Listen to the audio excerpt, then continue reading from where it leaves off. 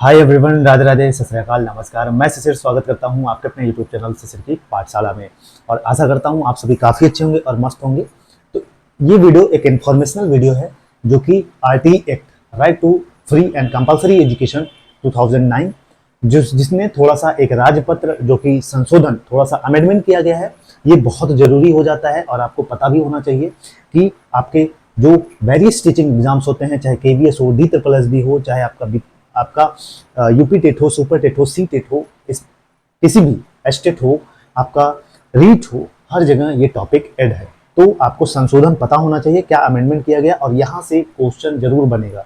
मैं बार बार कह रहा हूँ, जो अपकमिंग एग्जाम्स हैं, जो पात्रता परीक्षा हैं, जो एलिजिबिलिटी एग्जाम्स हैं, वहाँ पे जरूर पूछा जाएगा। तो चलिए शेयर करते हैं आपके साथ कि क्या इसमें संशोधन हुआ है। सबसे पहली चीज मैं आपको बताऊं, आप लोगों ने देखा भी होगा भाई, आरटी एक्ट 2009, ठीक है। तो इसका फुल फॉर्म है, ठीक है, right to free and compulsory education, जो कि 6 से 14 वर्ष के बच्चों को फ्री, एक अनिवार्य और मुफ्त शिक्षा देने की बात की गई थी इस आर्टिकल के अंदर, ठीक है, इस एक्ट के अंदर। तो बात करें, सारी चीजें वही हैं। मैंने आरटी एक्ट अपने चैनल पे भी पढ़ाया है, काफी अच्छे तरीके से पढ़ाया है। आप लोग वीडियो जाके देख सकते हो, चाहे एस्टेट वाले हों, चाहे रीट वाले कैंडिडेट्स हों। तो इसमें बात करें, जो मेन संशोधन हुआ है, ठीक है, जहां पर मेन अमेंडमेंट हुआ है, जो आपके लिए जरूरी है, केवल वही चीजें मैं बताऊंगा आपको। बाकी आप सारी चीजें वीडियो के माध्यम से आप देख सकते हैं। सबसे पहली चीज मैं बताऊं इसमें क्या संशोधन किया गया। पहले क्या था, ठीक है, बात करें, पहले क्या था कि जो 5 से 8 तक के बच्चे थे, ठीक है, 5 to 8 क्लास तक के बच्चे थे, ठीक है, जो स्टूडेंट्स थे, ठीक है, जो स्टूडेंट्स थे, इन्हें फेल नहीं किया जा सकता था। इन्हें क्या नहीं किया जाता था, इन्हें फेल करने की इजाजत नहीं थी, ठीक है। इन्हें क्या था कि आप इन्हें, जो क्लास 5 to 8 तक के बच्चे हैं, उन्हें फेल करने की इजाजत नहीं थी कि आप 5 से 8 तक के जो बच्चे हैं, उन्हीं को, उनको जिस क्लास में पढ़ रहे हैं उसी क्लास में आप रोक नहीं सकते थे। मतलब प्रमोट कर दिया जाता था ऐसे बच्चों को जो 5 to 8 क्लास हैं। तो पहले यही चीजें होती थी। अब इसका नुकसान क्या था, अगर मैं बात कहूं, इसका नुकसान क्या होता था, जैसे सुनिए पहले, ठीक है, पहले मैं बताता हूं इसका नुकसान क्या था। इसका नुकसान मेरे भाई ये था कि जैसे देखिए, सुनिए, मान लीजिए क्लास 8 का बच्चा है, ठीक है, क्लास 8 का बच्चा है, और इसका ये, इसका जो बेस है ये बहुत कमजोर है, ठीक है, बेस क्या है, बहुत कमजोर है।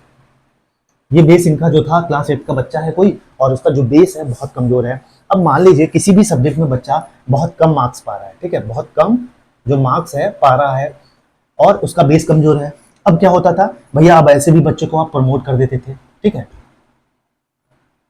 बच्चे के अंदर क्या कमियां हैं, क्या डिफिकल्टीज हैं लर्निंग में उसके, ये आप इग्नोर कर देते थे बिल्कुल। आप बस इसी पे तुले थे कि बच्चा, हमें आरटीई एक्ट के अंदर ये प्रक्रिया है और इस प्रोसेस के थ्रू हमें रोकना नहीं है, चाहे बच्चा कमजोर हो चाहे बच्चा तेज हो, उसको प्रमोट कर देना है। तो इसमें इसी चीज को क्या करना था, तो भाई प्रमोट कर देते थे। अब क्या होता था, यही 8th वाला बच्चा जब 9th में जाता था, क्या, जब 9th क्लास में जाता था, तो भाई अब जब बच्चा क्लास 8 में ही कमजोर है, उसका बेस कमजोर है, तो आपने प्रमोट कर दिया। अब आपने बस ये कदम उसको बढ़ा दिया। अब बच्चा आगे जाके क्या क्या गारंटी है कि वो बच्चा जाके आगे और तेज हो पाएगा, क्या गारंटी है कि वो बच्चा जाके आगे पढ़ पाएगा या आगे की क्लासेस पास पाएगा, जब 8th ही नहीं बच्चा पास कर पाया, उसका वीक है, उसका बेस कमजोर है। तो क्या होगा भैया, वो 9th क्लास में भी क्या होता था, 9th क्लास में भी फेल हो जाता था, ठीक है।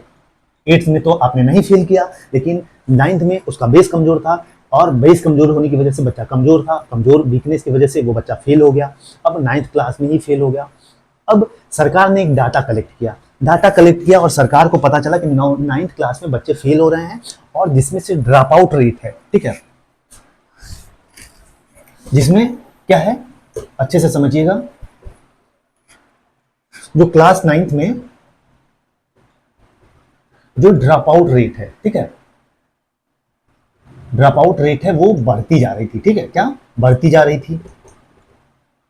क्यों, क्योंकि बच्चा 8वीं में प्रमोट कर दिया, लेकिन 9वीं में जाके वो फेल हो जाता था, और जिसकी वजह से ड्रॉप आउट रेट क्या होता था, बढ़ता जा रहा था कक्षा 9वीं में। तो अब क्या हुआ, अब सरकार ने कहा भैया ऐसा हम नहीं करेंगे, अब हम करेंगे संशोधन, अब हम करेंगे संशोधन। अब क्या संशोधन किया, अब सुनिए।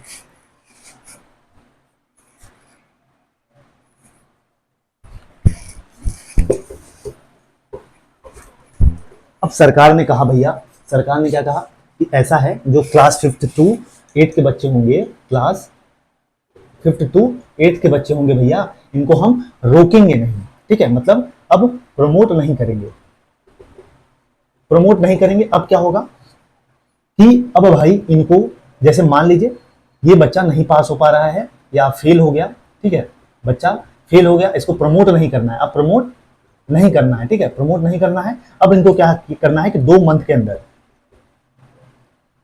2 महीने के अंदर क्या होगा, इनको एक मौका दिया जाएगा। क्या, सॉरी, 2 मंथ के अंदर इनको एक क्या अपॉर्चुनिटी दी जाएगी, ठीक है, क्या अपॉर्चुनिटी दी जाएगी 2 महीने के अंदर कि भैया तुम फिर से पास कर सकते हो, फिर से पढ़ो, क्या पढ़ो और पास करो, और अपना इससे क्या होगा, अपना बेस मजबूत करो, ठीक है, बेस स्ट्रांग करो। तो सरकार ने कहा भैया नहीं, अब हम प्रमोट नहीं करेंगे, ठीक है, अब हम ही करेंगे, हम तुमको एक मौका देंगे, एक अपॉर्चुनिटी देंगे।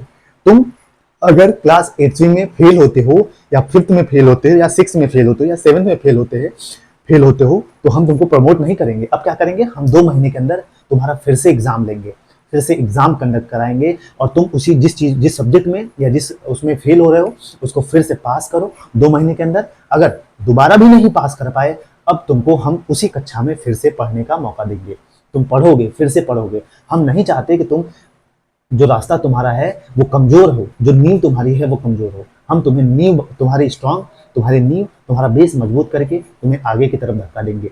पहले क्या था, नींव कमजोर थी, उसको धक्का दे देते थे बिना मतलब का, आगे जाके वो फेल हो जाता था। नहीं, हम जब हमारी नींव ही मजबूत होगी तो बिल्डिंग कितनी मजबूत होगी। इसीलिए सरकार ने कहा भैया अब क्या है कि हम बच्चे को 2 महीने का मौका देंगे। अगर 2 महीने में बच्चा एग्जाम पास नहीं कर पाया, फिर उसको उसी क्लास में पढ़ने का मौका देंगे, फिर से पढ़ेगा, और जब पढ़ेगा भारत तो बढ़ेगा भारत। तो भैया उसकी जो बेस है वो मजबूत हो जाएगा। इससे क्या होगा, इससे समय समय पर पेरेंट्स भी अवेयर रहेंगे, पेरेंट्स को भी फायदा होगा भाई, क्या कि वो अभिभावकों को भी एक गाइडेंस की तरह, अभिभावक भी गाइडेंस दे सकेगा और उनके लिए भी एक मार्गदर्शन का काम करेगा। तो ये सारी चीजें थी जिसकी वजह से क्या होता था कि ड्रॉप आउट रेट था उसका 9th क्लास में बढ़ता जा रहा था।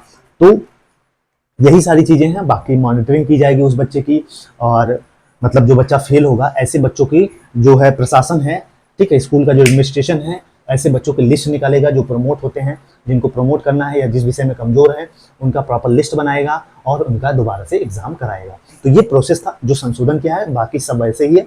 पढ़ते रहो, मुस्कुराते रहो, बहुत परेशान मत हो, इधर उधर की घुमा की चीजें आप लोग को बताएंगे। मैंने मुद्दे की बात बताई जितना जरूरी है आपके लिए, बस।